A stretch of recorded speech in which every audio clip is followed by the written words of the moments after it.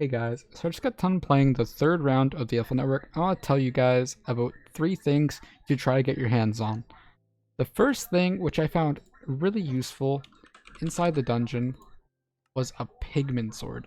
Now, you might be like, why is this? Now, if you have enough this expendable mana, this skill does a nice amount of damage and buffs your defense, which is really big. You need to be really tanky in the dungeon.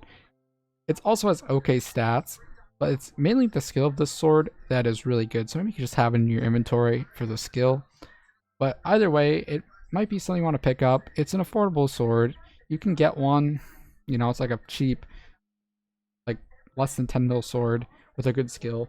It's totally worth picking up if you don't have a good sword already. It might be nerfed. Hopefully it doesn't. But if you slap Ultimate Wise on it, it'll reduce the mana cost by quite a bit. So keep that in mind, and you'll have a really good time.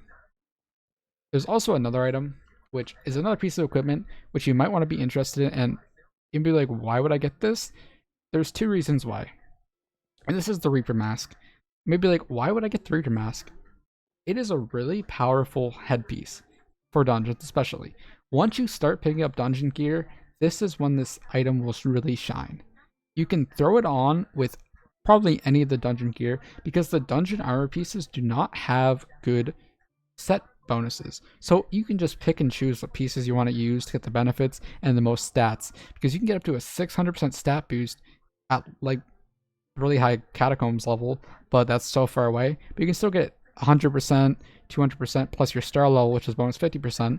And the Herb Mask, you unlock it as a dungeon, being able to dungeon upgradable at level 16 Catacomb level, so it's pretty early on, and it's really cheap to upgrade it to 5-star. So pretty quickly, by the time you'll need it, around 4, 5, 6, you can easily 5-star it, and it'll be good to go with your dungeon armor, and you'll have a really good time because that bonus healing will help a ton.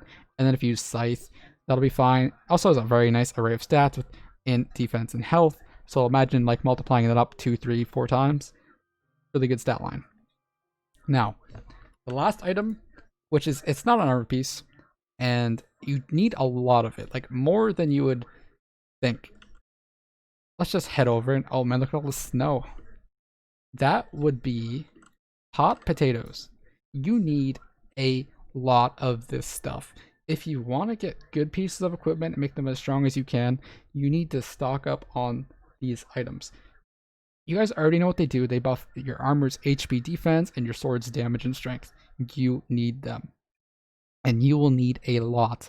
For an armor set, it takes 40. For a full gear set, it takes 50, including the sword. Maybe even like a bow if you want to use a bow too. So you're going to be dishing out a lot of money because it's about 5 mil per set. The price varies on these, give or take. But you might want to start looking towards investing in them if you don't have enough already. So keep that in mind. Having all these things prepared will probably help you out. The Pigman is the only one I'm a little iffy on, since I could nerf it, give it a cooldown or something, because being able to spam that skill is a little overpowered, but there's also stuff like the bonds I want. But we'll get into that when Dungeons actually releases. I'll just remind you guys, during the month of June, we're doing a weekly giveaway on Discord. 25 mil, this week it's 5 Pilmer. So if you want, head down the description below to join. And on that note, I'm going to end the video. Thank you guys for watching, and I will catch you guys next stream. Thanks, guys. Bye.